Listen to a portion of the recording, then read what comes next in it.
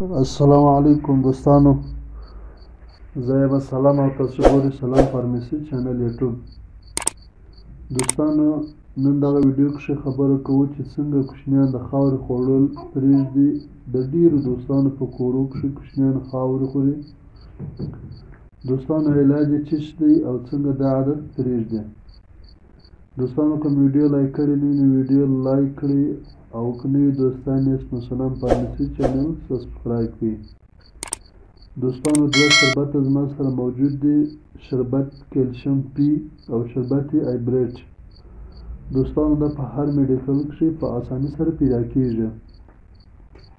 دوستانو، کیلشیم پی شربت که د کوچني عمر له 1 کال کم وي نو نیمه کاچوغه سهار نیمه ماخستن، او که یې عمر له 1 کال څخه پورته وي 1 کاچوغه سهار 1 ماخستن. او دغه رقم ایبریټ شربت دا هم که چیرې عمر یې له 1 کال څخه کم وي نیمه کاچوغه سهار نیمه ماخستن، او که یې عمر له 1 کال څخه پورته وي 1 کاچوغه سهار 1 ماخستن.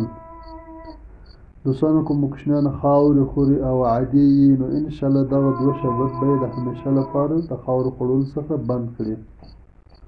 دوستانو، دا ډېر بهترینه رزلټ والا شربتان دي.